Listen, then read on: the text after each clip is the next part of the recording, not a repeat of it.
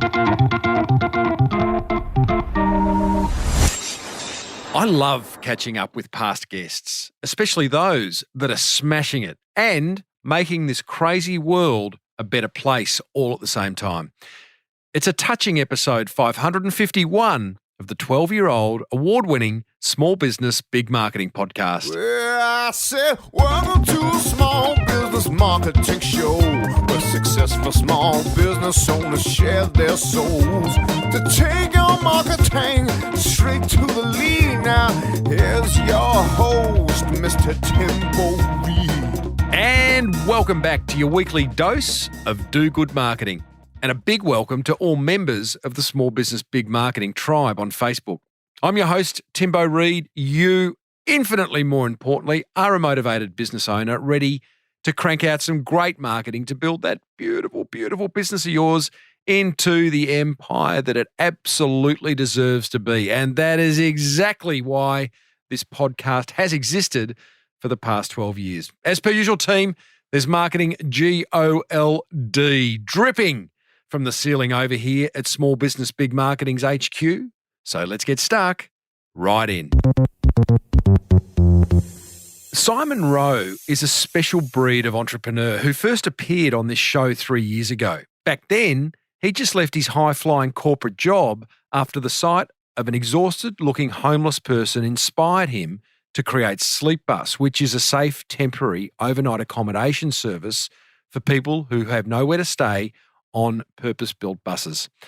Simon and now his son do everything from sourcing and purchasing old buses to retrofitting them. Each bus has around 20 sleeping pods, to seeking sponsorship, to marketing, to driving the buses at night to pick up and accommodate those less fortunate than you and I. This guy really is an angel. Now, I know you listen in for marketing ideas and insights. Well, there's plenty of those as Simon shares how strong branding has saved him more than once, how Rocky Balboa got him through COVID, and why focusing on one thing is best for business. But I'd also love it if you could listen out for ways to support Simon on his mission to give every homeless person in Australia a safe night's sleep, maybe through a donation, which you can make at sleepbus.org, or maybe, people in high places who can write big checks, or at the very least, send Simon a note of encouragement via his Facebook at Sleepbus Australia. I started off by asking Simon to give us a sense of where Sleepbus is at in April 2021. Still here, thankfully. So still going. So that's a big tick, I think, Do you say at that, the moment. Do you say that jokingly, or there were moments when... Oh, absolutely. There was moments. I think I gave you a bit of a list of things that were happening prior to this, and one of those things was that thankfully we are still here, and the brand has, I think, saved us a few times, getting down to sort of last few dollars literally in the bank account, and then some things happen and get us back here. So there's two things there. How did you get so close to having no money in the bank, and what role did what I would argue a pretty strong brand you've built very quickly play in saving you? Oh, well, the reason why I got down to zero is we have a particular model where 100% of public donations go directly to projects. So we don't use it for overheads or wages or anything like that. So that's a great marketing thing from a business logistics. Crazy idea. But it was important. And I think that was part of the brand. And the reason why I think we've had such a good following, I think, is because people like the fact that my research when I first started was people don't believe that charities are putting the money where it's supposed to go. There was a lack of trust there. So I thought, well, I can eliminate that by saying, well, all the money's going to go to here and we'll prove it and we'll do content. How do you prove it? I film everything, literally just an iPhone, and do daily posts, weekly posts, that sort of thing, updates on here's where this bus is up to, here's what the build is up to. Nothing fancy, very rustic and raw, and just literally hold up the phone and bang one out and then put it up online, unedited. And awesome. People love that though. Yeah. I've tried doing polished, more edited videos and they never go as well. Well, people think it's manufactured. Exactly. It's a setup. He scripted it. He's saying what we want to hear. Whereas, I would say this to you, whether a charity listening or a business owner listening, that rawness is well, so I have much my more ums and ahs in there and all those sorts of things, and I have fun with it as well. Sleepbus was always my personality. Is I'm not overly serious person. I like to have fun. I'm very positive. And so I wanted that to be what Sleepbus was about as well. So all of our posts, we don't use what we call guilt marketing. So we found, again, in my research before I started Sleepbus, was a lot of organisations use what I call guilt marketing, which is, I guess, in the homeless sector, it's the Smith family, the old guy on the park bench. Yeah, give to this person. This is outrageous, or a small child, or something like that. And I get from a marketing perspective, gold, but for me, I can't do it. It's just it's not who I am. So we don't do any of that. We don't show guests using our service. We don't share guest stories. Ours is all about just positive things, action, what we're doing. So that's why we track the builds. The Sleepbus is very much about me as well and my journey, and I'm the face. And that was another thing that we sort of identified early on, that faceless organisations. So we decided to give this one a face, and it just had to be me. Yep. And that'll change over time. But at this stage, Why? It's following. Well, I think, I don't know. Maybe it doesn't. I don't know. I think my role will change. Mr. Humble. As well. I think my role will change as well. I've got to get to the point, and I think we'll get to it at some stage, but I've got to get to a point where I've got to work on the business again. I'm too much into it still, and so I need to sort of figure out a way to free that up. What's your staffing again? When we last spoke? Looking at him. Yeah. Oh no, I'm not. I know you've got people down at the yard. We've got my son as well. So Harrison's down there at the moment working away. I've literally just come here from working on a bus this morning, and so it's just you and Harrison working on the buses. Yeah, that's it. So, right. And that was very much it was funny at the start of COVID, or just before, so February 2020, I'd hired 2 guys. I thought, I've got 2 bus builds I've got to do for Queanbeyan and Canberra. And so I need some more help. And so we luckily got our funding in before COVID had hit, which was good. And then COVID hit.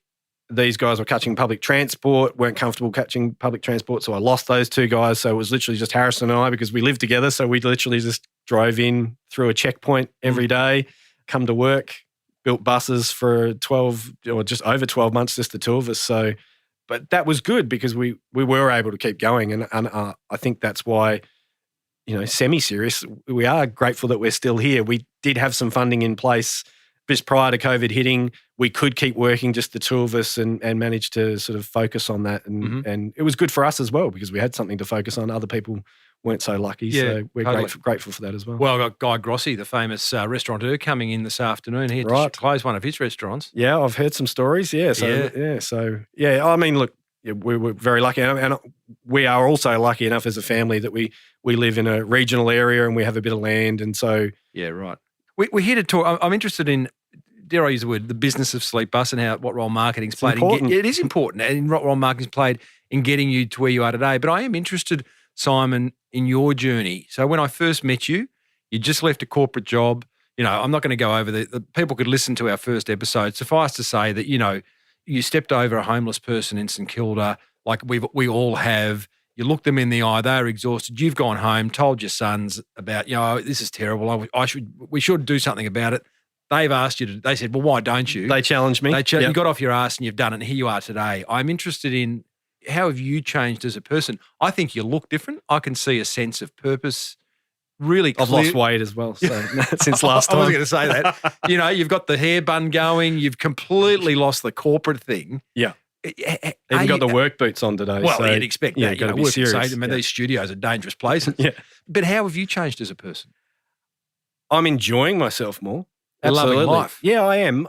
I got sick of the corporate world where I would go in to different corporations doing the same things because they're making the same stupid mistakes, fixing those mistakes, helping them be more profitable, and then 6 to 12 months later be asked to come back because they've stuffed that up again.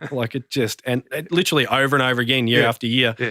And you're having the same conversations, and you just think to yourself at some stage, do it, but getting paid well, and missed that. But but it definitely, that was the thing. It was just, and then I guess being challenged by my sons, and then looking into what's happening in the world. And we'd always, with my boys growing up, we'd always done things around that they've got a comfortable life, but it was always important to make sure that they had balance and they knew, I guess how the other half lived and how well you do have it. So we used to do certain trips based on those sorts of things so that they could see. But this has been really good for them as young men. They're twin 21-year-old boys now, so grown up, but they've been a part of Sleepbus for the last sort of 5 years. And So to see them grow as men and see the balance as well and the change in them has been good. So it's not just me, but yeah. You bounce out of bed every day? Absolutely, yeah. No, we're up at 6:30 and we're at the buses at 7. So yeah. And what time do you finish? 'Cause you work on the buses, then the buses are going to go out to look for their, what do you call it, guests, clients? Guests. So guests. So you're not doing that, are you? Yeah, so I'm doing that at the moment as well. But so with COVID, we had to shut down service. So we had one bus running, so we had to shut down our service. And then we were pulling that bus off the road anyway because that was our original prototype bus and I'd changed the design. So we wanted to improve things based on the learnings that we'd had. So I literally ripped it apart and started again and it made those improvements and we brought the running costs down. We were able to bring the build costs down and the speed and all those sorts of things. So it was a good process. Each bus is just $100,000. 100,000. 20 to buy, That's the 60 budget. to do up, 20 to He's get paying it on the attention. road. He's been paying attention. So I do that's my good. homework. No, Don't that's worry good. about it. It's the only So, thing yeah, so that's, it's the only thing yes. I do. So that's the same premise, but what we've done now is we're being able to fit more in. So we used to have diesel generators in the bus, which I hated because they were noisy, smelly, vibrating. Now, because of the efficiency we've been able to make, I can afford a lithium battery system. So it's perfectly silent and it's an amazing system. So As we talk, I don't want to save it till the end because not everyone gets to the end of a podcast. Sadly, if things come to mind that you need, speak up. I'm just going to encourage. All right. So right now, is there anything that you'd like to ask of listeners? They may someone may know someone may have a bloody blank we'll check. come to things, but no. I don't know whether it's the brand or what it is, but we've been very lucky that I don't ask for things too often. I'm not one that likes to have his hand out. I understand that I have to. I was going to say at the moment, probably, but it doesn't sit comfortable with me, and I want to change that, and we'll probably get to that at some stage. Now, we can get to. Well, let's not wait. Yeah, all right. So, what would you love if someone could ring in? They can't because it's a bloody podcast. But if they could ring in right now, from day one, I always had it penciled in that it was supposed to be 2020. So by 2020, we needed to become self-sufficient, which meant I could continue on and build buses and put them and run the services and run Sleepbus HQ, the head office and all that sort of things without any donations, and we could support ourselves. So we call it our support exit strategy. Mm-hmm. So that was always top of mind. So yes, we're going to need to take some funding for now, have our hand out, do a bit of the tin rattling and that sort of thing. But we've got to get to a point where that's just a bonus. That's not the be all and end all. Because So what do you need? What's the ask there? Oh, well, we're trying to raise 200,000 at the moment. So 200,000 will get our support exit strategy underway, which is what we call the Sleepbus Dreamliner. So it's our version of a charity home lottery, but we're going to build, obviously it has to fit with our brand. And so we're going to build a luxury motorhome. So that's something we can do in-house. Awesome. So we're going to build a luxury motorhome with some Sleepbus sort of finesse and a few little sleep pods and all sorts of things. And auction it off. And then raffle it off. So we'll do a raffle, So this is like 10,000 tickets. This is like Boys Town or whatever it's that called. sort of thing. So, and then that'll raise us $1 million. Brilliant. And then we can roll that over. If successful, we can roll that over and take another 200,000 out, build another Dreamliner for the next year, and we've got 800,000 plus to build more buses, but also look at other avenues to bring our own income. You need dough right now. You need $200,000 to build a Dreamliner that you can raffle off however many tickets. 10,000 tickets. And make $1 million. Awesome. All right. Then we'll never have to have a handout again. Okay, so sleepbus.org is the website where it's very easy to make donations. You've got a great website. You've got a great online All presence. emails come to me because I'm the only guy. So.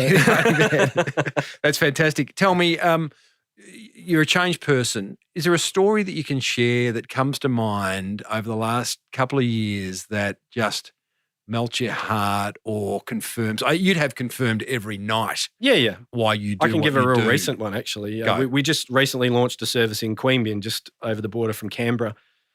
And it was a community fundraised project. So the community noticed that they needed something. They couldn't afford to build a bricks and mortar shelter. So they raised the funds within 2 months, I think $100,000. They also found me a sponsor as well. So the whole service was covered. And this was before COVID hit. So I'd spent the year building their bus and then was a joy to launch it in March, just gone. And got there. We did private tours with all the sort of sponsors and supporters and all that sort of stuff. Obviously, all the politicians came over as well, wanted to get their selfies and those sorts of things. Sorry. So, no, it's important. Very important, especially in Queanbeyan. And I'm launching a Sleepbus in Canberra in June. So hello to all your politicians. We love you. Thanks for the support. So did all that. And then I think it might have been our second night of service. We launched the service. It always takes a little time to build up trust, and they'd never seen anything like this before as well. So it's an unusual thing. So it usually takes a couple of months to get going. But the second night we had 3 young people, so barely 20. All 3 of them, so it was boyfriend, girlfriend and a mate, sleeping in a Hyundai XL. The boys would sleep in the passenger seat and driver's seat laid back, and the girl slept in the boot. And they'd been doing this for 18 months. And she was quite unwell, really bad cough. She had some other issues as well. And they stayed the night on the bus, and just to hear, so we have little walkie-talkies that they can speak to us if they need anything. They figured out that they could speak to each other as well. So they started talking to each other, and just to hear them, it was, I describe it as kids going to their first school camp. It was just, they were just happy, and they were mucking around in the pods and they were watching TV. And one lad, he had a box set of Dexter DVDs. That didn't scare me at all. So he had a little tiny DVD player. I said, oh, mate, the TVs in the pod have DVD players, have at it, big screen, go for it. Yeah. And he's like, oh, yeah, awesome. We wake them up in the morning at about 7:15 and then start to get them out. And the guy and the girl that had slept in the pod, they had a great night. She said it was the best sleep she'd had in years, and it was amazing. And then I opened up the pod with the young mate with the Dexter DVDs, and he looked worse than when I put him in. He just got binging. And he goes, I watched the whole season. It was amazing. Oh, it's beautiful, but mate. if that's what you want to do and that's what you feel comfortable doing, that to me is then all worth it. And there's this tricky sort of thing where people say, oh, the bus wasn't full though. It only had sort of 3 people on it that night. But does that matter? No. Like, those 3 people were wrapped. And had a great, it might be a turning point for them. We just don't know, but we just focus on turning up each night and being the option. Yeah. And whether we're full or we're empty or whatever, so be it. So tell me, okay, so those 3 people, an awesome night's sleep after 18 months of sleeping in a Hyundai. Whew, it's pretty heavy. Yeah. They then go back on the street. So what role Sleepbus played? They've given a good night's sleep. Yep. And, they're going to have a good day ahead, and they're going to have a story to tell. They can't keep coming back every night because that's not the premise of Sleepbus. You want them to give them a good night's sleep so they can think clearly to get a job. Yeah. So they can come back every night if we've got a bed for them. But yes, the premise is Sleepbus was designed to be temporary. It's temporary in everything that we do. So it comes in of a night time at 8 o'clock at night and leaves at 8 in the morning. I guess my question is, you just let them back out. So on the TVs, they have a services channel. Yes. So there's a loop of ads of all the services available to them within a 2-kilometre radius, but you can't force anybody to go and get help. So the idea of Sleepbus was, yes, there's all these amazing organisations around that provide those long-term things, and we don't pretend that that's our shtick, and we know what we're doing. You are there to give them focus on safe sleep. And what happens from there. So other agencies will either send people to us if they can't find somewhere, and then they'll help them. But you can't, it's the old thing, you can lead a horse to water, you can't make it drink. So our thing is to show up, make sure that they know where they can go, and that's what the services channel for. The caretakers that are on board know what those slides are and where those places are. So if you want to have a chat, and even our volunteers, they're amazing. They'll stand and have a chat to people before they get into their pods and let them know that, there's this place and that place and you can get food here. And we have, like at our Queanbeyan service, the Vinnie's van rocks up, the soup van at 7 o'clock, so you can get something to eat and get a warm hot coffee or whatever you want, and then you can jump on and get a bed. And I noticed you've got a laundry, so you don't need the boys, past guests, the Orange Sky Laundry boys. You've sort of you're cutting their lunch, or what's happening there? No, we don't know. So we have a laundry only at our Melbourne depot. Oh, I saw them on the bus. That's for resetting ours. We have volunteers that come and reset our bus. Uh-huh. So we have a daily spot where we park and the bus gets stripped, so all the beds get stripped and cleaned. But at the moment with Queanbeyan, I can't reveal the exact organisation. We probably can off air, but we were lucky enough to get a third party that's volunteered to take all our laundry. They're going to make us new sheets, new quilt covers, all those sorts of things as well. So we've got enough supply. That's awesome. And they'll do all our laundry and we just pick it up clean, folded, ready to go for the next service. So, but the volunteers, amazing. So yeah. One of the things I love, and going back into marketing just seems ridiculous after that conversation, but one of the things I love, and I think the strength of your brand and the reason you're getting the success that you have is your single-mindedness. Safe nights sleep is what you do, and you don't do anything else. You just do safe nights sleep really, really well. I know you've introduced Sleepbus Health, and we'll come to that, which is an interesting extension, and I get it. Whether it takes your eye off the ball or not, we'll have that discussion. But business owners listening to this, that single-minded focus is so important, whether you're writing an ad or whether you're starting a business. It's like, what's that one thing you're really good at, and bloody focus on it. Yeah, and I've been in business and for many years, and the focus thing is good in a couple of ways. I think helps you focus on what you're going to do and put your energy towards that. But also, I get pulled from pillar to post from agencies, people, organisations saying, "Oh, could you do this? Or maybe you could do that." And I love your idea, but you could add this and you could do that. And I go, appreciate that. Yeah. Thanks. Yeah, thank you. But I just focus on safe sleeps. And you get volunteers as well. Like, I mean, I could show you a dozen emails in the last week of volunteers that volunteer for, say, our Queanbeyan service. And they're saying, we've spoken to all the people at work and we'd love to like knit beanies and we'd like to, bring like a kettle and do hot coffees and that sort of stuff. Thank you. Lovely, but we don't offer any other services because there's so many good services and we want our guests to go to those services. I don't want to duplicate. We've written in our constitution not to duplicate services that are already out there. Mm-hmm.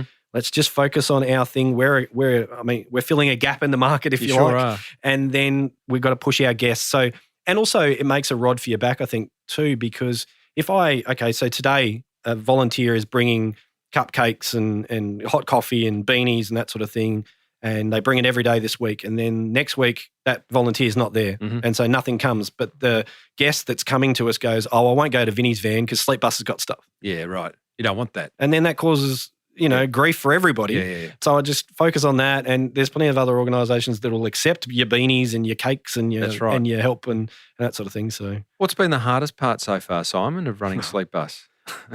Which one? Running Sleepbus? No. Look, because I've never been in the charity sector before, there was certainly a learning curve there, even not just with governments and councils and regulations, that sort of stuff, even other charities. Like it's a brutal sport. So dog eat dog. It is. It's very much because there's only a certain pool of money and everybody wants it and everybody's purpose is important and that sort of thing. So that was quite a challenging one coming up against some of that when not expecting it, a bit naive, I suppose. And also death by round table. Like I can't do that. Like I'm not that kind of guy. How do you manage that? Because I don't go anymore. I don't go. What are these round tables we're talking about? Like government meetings? Councils and they'll bring 20 different agencies. Oh, mate. And then they go, you need to get permission from all these agencies and get their sign off before we'll give you sign off.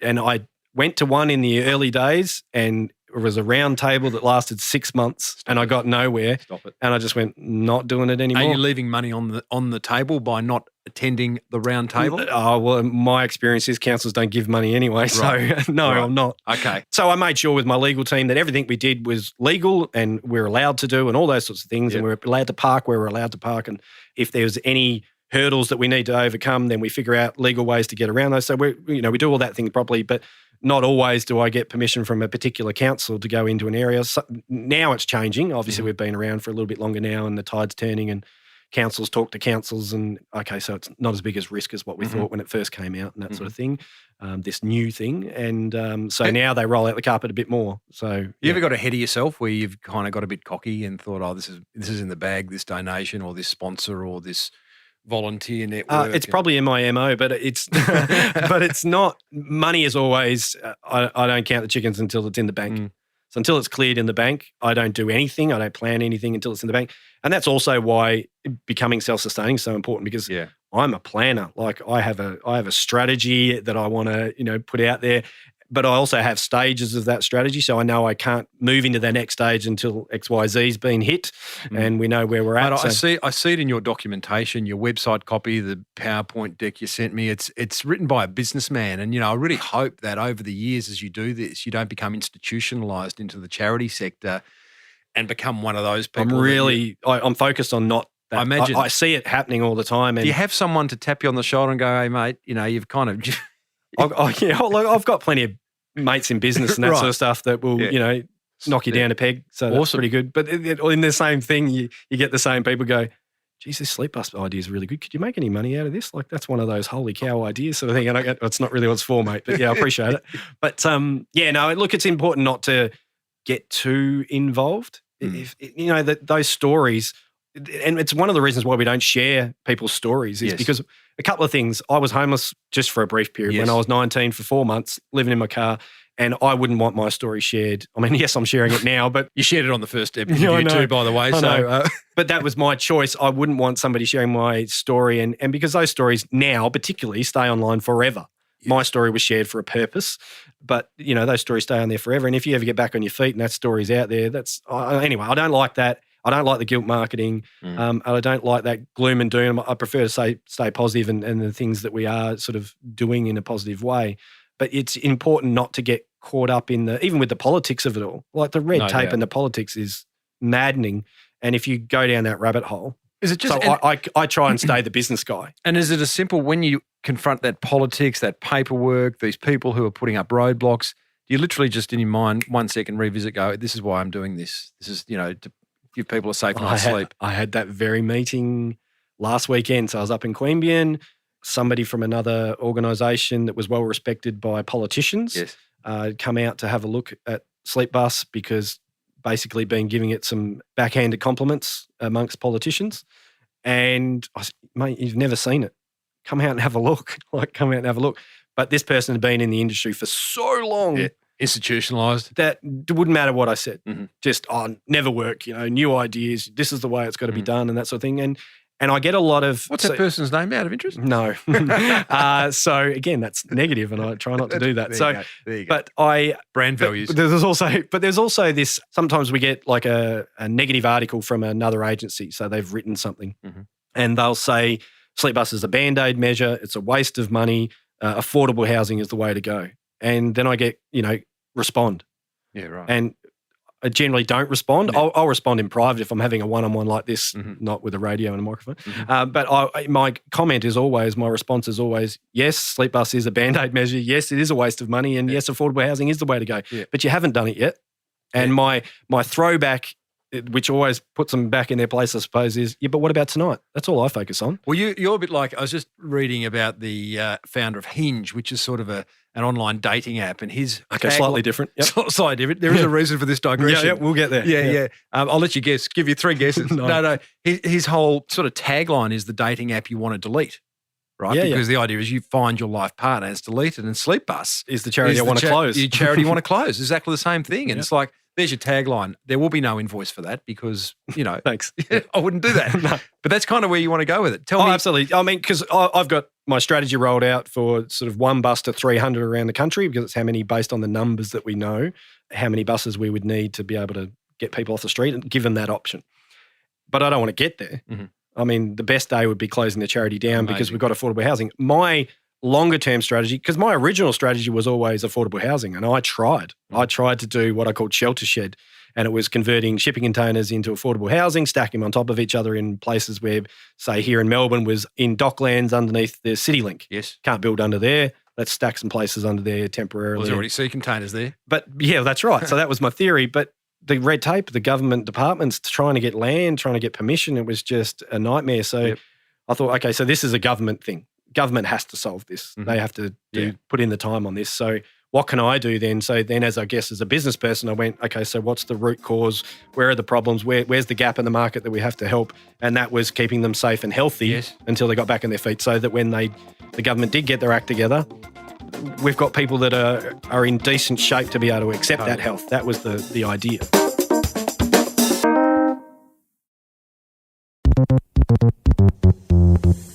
Let's talk COVID. You said to me the other day, Rocky Balboa got you through COVID. What do you mean by that? So Sylvester Stallone did the Creed movie, so the new versions. And when he's training up young Creed, Adonis Creed, he says, just focus on one step at a time, one punch at a time, one round at a time. And then you keep doing that and you'll be able to beat this guy who's much better than you are. And that has been my philosophy, I suppose, that I really like that. It's, that's a nice Hollywood rounding of it, but that was always the way I'm not a person that stresses. I focus on what I can control. I don't stress about things I can't. It seems counterproductive to me to do that. And I know that's a hard thing, but it's something about me and my way of going about things that I just, I prefer to just focus on the things I can control and those sorts of things. And with COVID, that was very much okay, so things are shutting down. Our donations literally just stopped on a dime. That was it. No more. Nothing more came in, maybe dribs and drabs here and there, but it was just, everybody was doing it tough. And we made the call that we would not ask for donations during COVID, which is mad. Yes. But in me, it's still me as the person said, it's not right. It doesn't feel right asking people out there that are doing it tough, who would probably give us their last dollar. Yeah. But is that the right thing? We had money. So you're talking about people as in individuals, or you could companies, brands? Anyone. We just literally decided that we had enough money to do our next 2 buses, which would get us through the year, and let's get through that year. By then, hopefully, we're seeing some changes in COVID and things but we knew we'd be okay for the year. And then we'll come out of it at the other end and focus on positive content. There was so much, COVID, and, people dying and, craziness going on. And so we just keep the build going, just keep doing those videos, just keep pumping them out, just keep showing progress and just, a man and his son just having to go, which is a good story in itself. Yes. And people really liked that. And it was just a nice little bump in the day to just go, oh, yeah, well, Sleepbus is still going. So, not all is lost. No regrets, kind of thing. no regrets around that decision? No, because we've come out of it even stronger and people now that can support have in droves. And so awesome. We've got you made up for it. Sleepbus Health and that sort of thing. So talk to me about Sleepbus Health, because that's a complementary product that you've added to strengthen the brand. Yes and no. Have you slightly lost focus, or is there a... No, I think it's I think it was always part of the focus. So, Sleepbus Health is a medical bus. So we talk about keeping people safe and healthy until they can get back on their feet. So this is the healthy part. So it was always part of the grander scheme. It's something that's not out there at the moment, and people are constantly going to emergency centres and clogging up that system when they probably don't need to. And sometimes it's not for anything other than a scrape. Sometimes it's literally because that's a safe place to hang out, which makes it difficult for you and I to go to a medical centre or to an emergency room, because it's filled up then with things that don't necessarily, people that don't necessarily need to be there. They're there for reasons because we haven't solved those other issues. So I get contacted by doctors and nurses all the time. Can we do some sort of triage? Can we come to the bus and do things? And I don't have the facilities. I don't want to focus on that because I focus on safe sleeps. So the idea of Sleepbus Health is I'm going to build the infrastructure in a bus, which is complementary to the brand, which is still part of our purpose, I suppose, of keeping them safe and healthy, because I want them in a good state for when the affordable housing becomes available, that they can accept it. So if they've got a cut and a scrape or an ingrown toenail, for you and I, that's nothing. We can get that sorted out. Ingrown toenail, I would cry like a little baby, that's bad. But I had a guest present to Sleepbus in his 50s last weekend, and he had, I don't know what it was, but it looked like something was eating his finger from this knuckle down, and his nail had been eaten away. He'd gone to an emergency room and they put some cream on it that he told them that he was allergic to. So it made it worse. So now he's not going to go back to an emergency place or a doctor because he doesn't trust them anymore. So that's going to fester. He'll lose his finger, if not get sicker and something else horrible happens. Sleepbus Health can stop all that. And so I'm not going to run the service per se. I'm going to build the infrastructure that I will organise a driver to make sure that the bus is wherever a Sleepbus is, and it can come out every night for a week in one area, drive up to Canberra and do it up there. It's a bit like, dare I draw the analogy, you know that show Embarrassing Bodies? Where the truck. I've got this thing, So the idea is that basically in the middle of COVID, we had no spare money, and a guy rang me and said, I've got this bus. It's been sitting in a shed for 10 years. It's an ex-Red Cross blood donation bus. So it's got all the medical drawers. Yes. It had beds and all that sort of stuff in it. And it needs updating. Yeah. And he goes, I want $4,000 for it. I said, mate, I don't have $4,000. And he's going, the best I can do is $1,500. And my gut just told me I needed to get this bus. So I spent my own money and I bought it. And I just put it on the lot. And I thought that'll be, it'll sit there. And when we're ready and when time comes. And then we launched the Queanbeyan Sleepbus in March. We got a lot of media. We were on TV. And one of our previous donors before COVID had seen the thing on TV and then contacted and said, what are you up to now? We've done all right in some Bitcoin. So we're doing quite well and we want to, support Sleepbus again. What are you doing? So I told them I'm doing a Maroochydore Sleepbus. I'm doing this. I've got this Sleepbus Health project that I want to fundraise for. And they're like, Sleepbus Health, how much do you need for that? And I said, I need $60,000 to upgrade it, get battery system in there to power it so it can go anywhere. And they're going, all right, well, we're anti-vaxxers and don't believe in doctors. We think it'd be ironic if we sponsored that one. So 2 hours later, I think I had the $60,000 in their bank account. There's not even one Bitcoin today. No, I know, yeah. So things like that. Tell me, I just want to challenge you, just have that business discussion if you like. But so Sleepbus Health, it solves absolutely a problem. Like I get it and it's needed and you've already proven that. It feels like it's taking your eye off the ball because why wouldn't you have Sleepbus food, Sleepbus fitness, Sleepbus education, they're all needed, and buses is a great way of delivering that. So you might be setting up the infrastructure for it for someone else to run or whatever you're doing with Sleepbus Health, but it still feels to me like, you've been so strong on a safe night's sleep. Safe, not healthy, not uninfected. No, it's a safe. So, I just kind of convinced me. So there's okay. So food and health and education, all that sort of stuff, they are readily available things from other institutions. The health side of things, mobile, where you need it on the street, build trust, isn't available. Right. And it fits with, I guess, providing a safe sleep, because if they're not healthy and if they deteriorate, we can't help them. Mm-hmm. So, but also I think, I guess from a business and from a marketing strategy as well, it captures another audience for us, because it's only one Sleepbus Health. This Sleepbus Health will drive around all different sorts of places, but it captures another audience. You know that when I get you back in bloody 5 years' time, there'll be 5 Sleepbus Healths. Maybe, but in different states, just one and that sort of thing. But there'll be 50 to 100 Sleepbus. Mm-hmm. So I think the focus not. Is still, well, hopefully not, but the focus is still safe sleeps. But from a marketing and business perspective, I still need to capture new eyes and those sorts of things, but not get too far away from what we're doing. The beauty of Sleepbus too is, I guess, every time we launch a Sleepbus, that's another story in that community. Yep. Whereas a bricks and mortar, once you get one shot and that's it. And with Sleepbus, we can keep rolling out into new things. But are you finding it hard to continually get media coverage? Because media coverage is pretty bloody. He shakes his head. No, and like I said, every time because a lot of ours is community funded. So you're getting local coverage. Your local coverage, and then that gets picked up by, the local ABC, and then the ABC picks that up and then it spreads it all around. And like we did one for Queanbeyan, the ABC came out, did a great story.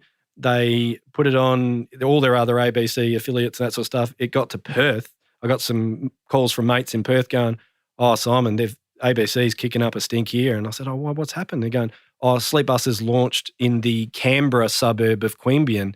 Now, Canberra and Queanbeyan are not suburbs. Oh, no. They're border towns and they hate each other. So Facebook went crazy with that. Love it. And I went, so things like that. So, and I've got some good contacts now that people are very interested in, when you launch the Pink Sleepbus or the next service, that sort of stuff. Let us know. Pink Sleepbus. That's about to go. For women and kids. Is there one on the road? No. So we built the Melbourne one I finished that just in March, and then COVID hit, restrictions hit. But the Victorian government was fantastic, so it took the pressure off us, where they'd put everybody in, any rough sleeper got hotel accommodation. And so they're just prior to winter now, they're stopping all that. So I'm launching a Pink Sleepbus in Canberra in June, come back, get that Melbourne bus out there in July in the CBD, and then keep going. But women and children are just, seeing too many. And if we can do a bus just for them, just to make them feel a bit more comfortable, and that's a volunteer force of females only as well. So just a simple thing to do. You're launching up my way on the Sunshine Coast in Maroochydore. Another community funded. Just they contacted you, said we're ready to go. It's a good story in that one too. What is it? So Maroochydore Neighbourhood Centre, Mark from there, he'd been fundraising for quite some time. He does a lot of things. His charity, and accommodation is always a hard one to get. So he saw Sleepbus. How do I said, if you can help me fundraise, mate, I'll build it. I'll get it up there. I'll find a sponsor, that sort of stuff, and we'll get it running. So he got stuck at about 40,000, and I don't start a build until we've got it all. Otherwise, you just make a rod for yourself. So he got stuck at 40,000. Then he's not a bloke that gets excited. He's just a Queensland country boy. But then he rings me 2 Wednesdays ago. He's all excited. He left a message. I didn't get the call. I rang him back and I'm, "Mark, what's wrong? What's happened?" I'm thinking the worst. Yeah. And he goes, "So I get this call from a wealthy guy up here in Queensland." And he goes, "I hear you're looking for $100,000 for a Sleepbus." And Mark, foolishly, which I have whipped him now, said, "No, I'm only looking for 60. Stop it. Yeah, I know. Oh, we're gonna have a chat. Another chat. I'll back home next week if you want me to eyeball Mark. Yeah. And the guy goes, "No worries, I'll courier a check. You'll have 60,000 in 2 hours." And sure enough, 2 hours, a check was couriered to Mark, and they'd raised the money. So I've literally just started. We were pulling seats out of that bus this morning so we could get that one started. So what happens if, let's say that happened 4 times in the next 2 weeks in 4 different parts of Australia, and all of a sudden you've got $400,000 in the bank. What a terrible problem to have. Terrible problem to have. But how do you actually get those buses on the road quickly, or is it just going to be you and your son have got to do one at a time, and it's going to be a 2-year project? So it goes back to, I guess, the business side of things. So when I was originally looking at Sleepbus and how do I build a Sleepbus, and obviously I've got better at it now because I've never done it before, but I'm getting better at it now. I went back to, okay, so how would McDonald's build Sleepbus? Mm-hmm. How would the cookie cutter system work? And we'd have 4 buses on the go at any one time at different stages. So one's getting gutted and getting prepped ready for the infrastructure to go in, wall frames, bed frames, all those sorts of things. Then wiring and all the electrical sort of systems would go in, and then the final stage would be the finishing off. So putting beds in, making beds, putting sign writing on and those sorts of stuff ready to roll out. So all its final checks. So that would be, if we had a pool of money, and hence why I want to do the Dreamliner and get $1 million, yes, so I can put this into place. I would we probably only need 4 people plus volunteers. So 4 people managing each stage with a team of volunteers, or 3 of those could jump over and help, guy 1 or girl 1 or whatever, do that other stage, and then you just move on through the stages. So the strategy is we should be able to build a bus in 12 weeks, completed, rolling, ready for service.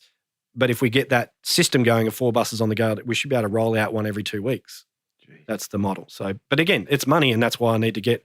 I'm living off month-to-month wages at the moment, kind of thing. That drab donations. How do you cope with that? You mean personally? No, wages. No, so I don't take any money from Sleepbus. Not at the moment. I'd like to. You're still but living one day, off, the bloody fortunes you made in corporate. No, not quite. But I did have some things that COVID killed as well. But I'm thankfully don't have any debt, so I'm lucky enough that I can survive. So you live frugally, and you're busy, and you love what you do, and you don't need to buy things to distract you because you're 100% focused, and that's how it works. So you're happy with that sounds 3 square meals a day, and sounds a little bit too impressive. But no, that's. But I mean, yeah. I mean, I where'd you think park also, your Lambo? But I thought, I wish. And I didn't win the 80 million last night, so that means in Powerball. So that means I can't put Sleepbus into Superdrive at the moment. But But yeah, we've got to.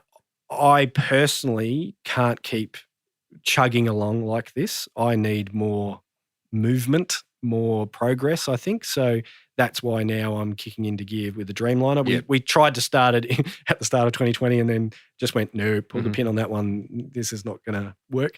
So I think it's a very viable idea. I've gone through all the legal stuff, the accounting stuff, and had it all checked.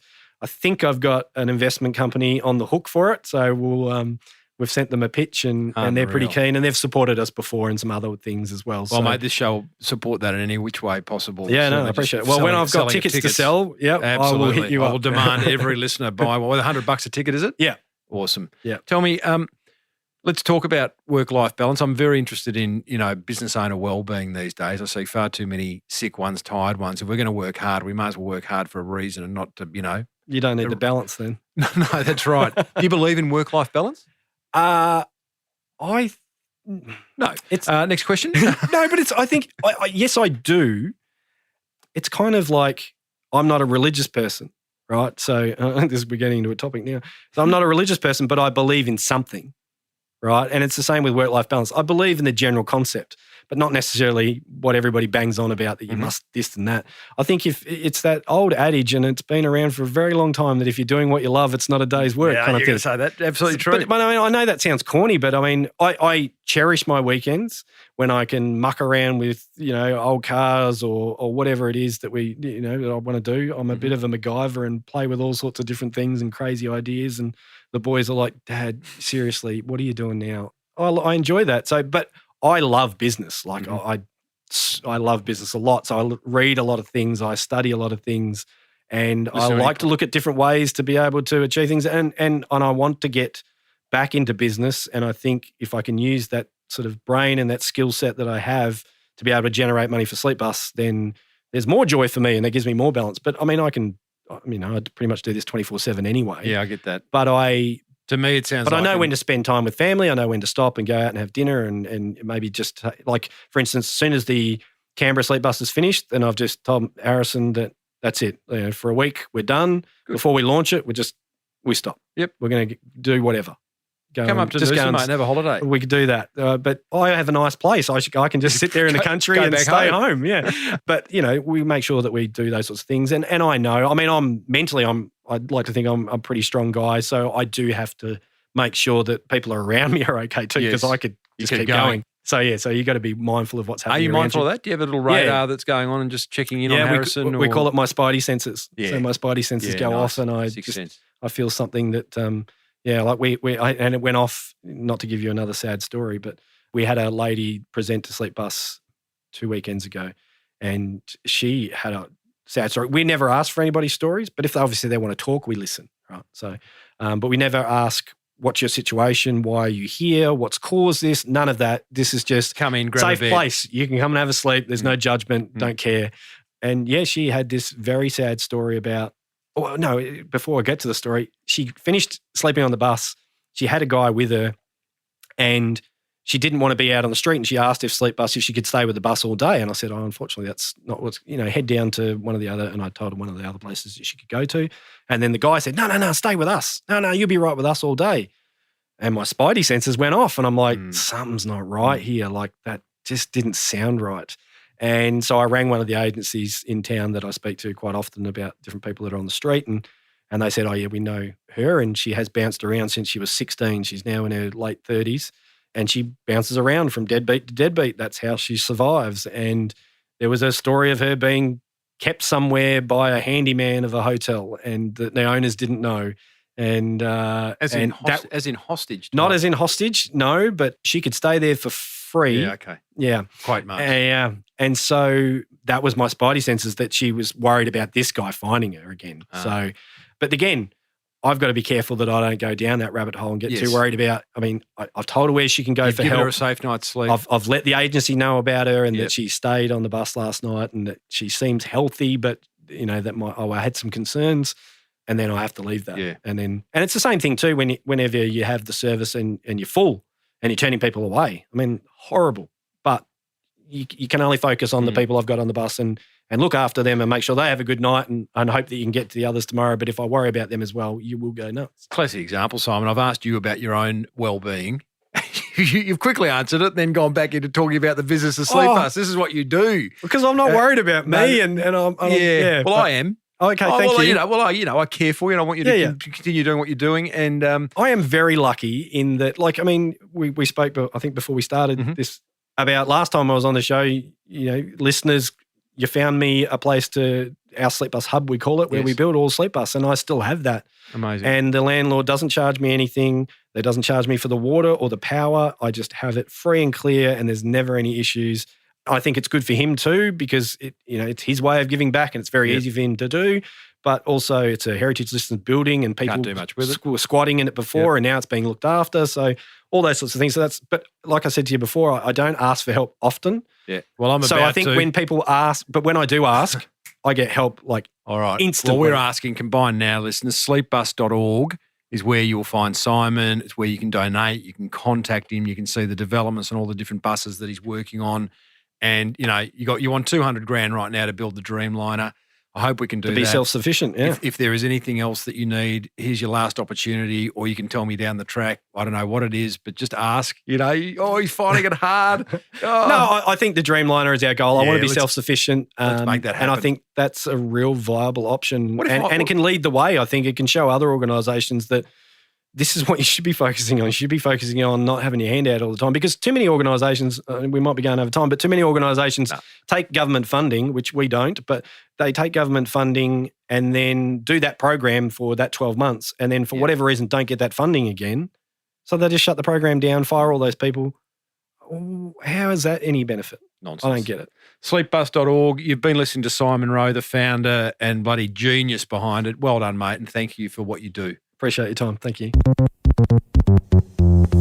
Well, there you go, team. Sleepbus founder Simon Rowe. What a complete and total entrepreneurial rock star. Like I said in my intro, please support him in any way you can. A donation, introduction to people in high places, or simply send him a note of support via his Facebook at Sleepbus Australia. Now, here's what grabbed my attention from that chat with Simon. Attention grabber number 1. I love Simon's Dreamliner idea. Brilliant, clever, simple, and I can tell you, once tickets go on sale, I will be promoting the bejesus out of them. I expect each and every one of you to buy at least one ticket. Let's buy the entire lot. What did he say? Was it 1,000 tickets? I can't remember now. Is it 100,000? However many it is, let's all buy them. And that means at least one listener of the Small Business Big Marketing podcast will be driving a Dreamliner around. That'll be pretty cool. Attention grabber number 2. I love how determined Simon is in focusing on offering a safe night's sleep and avoids being distracted by all the other possible brand extensions that, whilst they're much needed, would weaken what he's truly set out to do with Sleepbus. Not easy to do to avoid those bright, shiny objects, but strategically smart for the business, I would suggest. And attention grabber number 3. Do what you love. Could you hear the passion in Simon's voice? I can assure you, I was face to face with him in the studio and I could absolutely see it in his eyes. It was amazing. He is just on an absolute mission. He's just one of those guys you love to be around. That's what grabbed my attention. Hit pause and tell me what grabbed your attention by leaving a message on the Small Business Big Marketing Hotline on +61 for you wonderful overseas listeners, 480-015-150, just like listener Jamie did. Hey Timbo, it's Jamie here from Real Ideal Health. Just listened to the podcast by Andrew at Ringers Western and absolutely feeling refreshed, like you kept saying throughout the podcast, that you can just be a good person and still run a very successful business. I'm going to hold on to that as my business gets up and running. Been listening to you since early this year when I started to get my business going. So I'm going to trust that this process is going to work for me as well. And love the crypto podcast as well, as we have been investing in that side of things. So pretty keen to see where that goes over the next few years. And love your work, love your podcast, and we'll be listening as an ongoing thing as my business hopefully takes off over the next few years as well. Thanks, Timbo. Bye. Jamie, thank you for listening. Thank you for sticking your head above the trench and leaving a message on the Small Business Big Marketing Hotline. And the passion in your voice and the determination, I reckon your business will take off in the coming years. Use that language. Say it will. Not if, but when. I love that. Jamie, good on you. Thank you so much for listening. And just a reminder, everyone else, give us a buzz, 0480-015-150. Don't worry, I won't pick the phone up. You can just leave a message and be sure to leave your business name or website address for a bit of free publicity. Next episode, we catch up with Kate Reid of Loon Croissanterie, who in a past life, check this out, was an aerodynamic engineer for the Williams F1 racing team, living in London, until she got sick with anorexia when she came back to Melbourne to get well. And once she got well, she started a bakery that was recently awarded the world's best croissant by the New York Times. Now, I know French people go, well, what the New York Times know about, croissants? But hey, I tried one of her croissants after the interview, and I got to tell you, it is something to behold. She imports her butter from Normandy in France. Like, she is on a mission and absolutely smashing. It's one of those businesses, I'm going on a bit, well, the interview's next week, but it's actually one of those businesses where she has queues, like 100, 200-metre queues out the front of her 2 bakeries in Melbourne for people lining up just to buy a croissant. Pretty amazing. Be sure to grab a copy of my book, The Boomerang Effect, over at smallbusinessbigmarketing.com. Leave me a message on the hotline. I'd love to hear from you. If you're loving the show, then you'll find another 550 more episodes on your favourite podcast app, whichever that may be. And as been the case for the past 12 years, this podcast was presented by me, Timbo Reid. The music bed was written, produced and sung by Lockie Dolly, who now happens to be the keyboard player for Roger Waters' Pink Floyd, as advised in a most recent episode, and all the bits and pieces cobbled together by producer Dave Zlowinski. Until next time, team, thank you so much for tuning in. May your marketing be the best marketing. Bye for now.